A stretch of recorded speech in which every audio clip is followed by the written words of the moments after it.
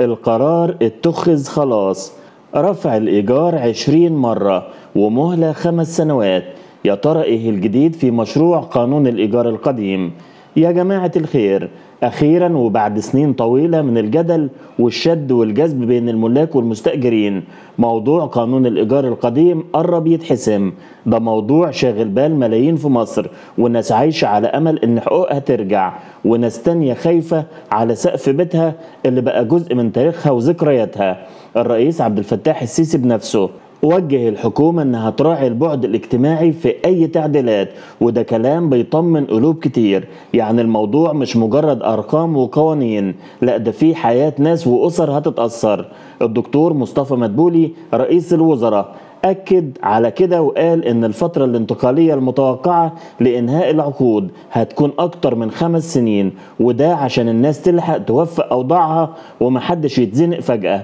وكمان الدنيا مش زي بعضها، يعني الشقق السكنية بالذات في المناطق الشعبية والقرى هيتعاملوا بمرونة أكتر من الأماكن التانية، وده برضه في نوع من العدل، لأن اللي ساكن في حي شعبي مش زي اللي ساكن في منطقة راقية، وكل واحد وليه ظروفه.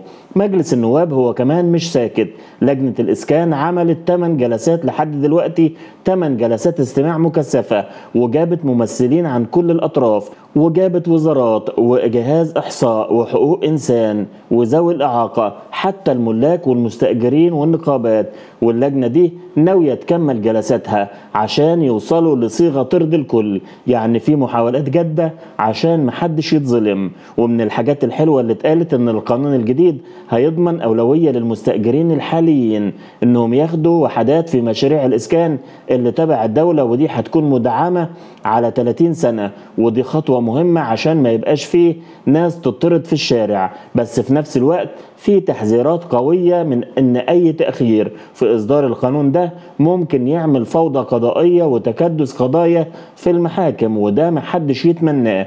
المشروع اللي الحكومة قدمته للبرلمان فيه بنود واضحة وصريحة، الإيجار هيتضاعف 20 مرة في الأول، وبعد كده في زيادة سنوية 15%، وبعد 5 سنين العقود كلها هتتلغي. وطبعا لازم يكون في حد أدنى للإيجار، يعني 1000 جنيه في المدن و500 جنيه في القرى، وده بيورينا ان الموضوع ماشي في اتجاه تحرير العلاقة الإيجارية بشكل تدريجي. الدكتور مدبولي قال ان المسودة دي أولية، وان الحكومة مش منحازة لأي طرف، وانهم بيدرسوا كل الملاحظات اللي بتيجي عشان يوصلوا لأحسن صيغة. وكمان في تفكير ان الإيجارات تتحدد حسب تصنيف المناطق، وده هيحقق عدالة اكتر. صحيح ان القانون ده عمره اكتر من 60 سنة وعامل مشاكل كتير، بس خلاص الايام اللي جاية هتشهد حسم ليه.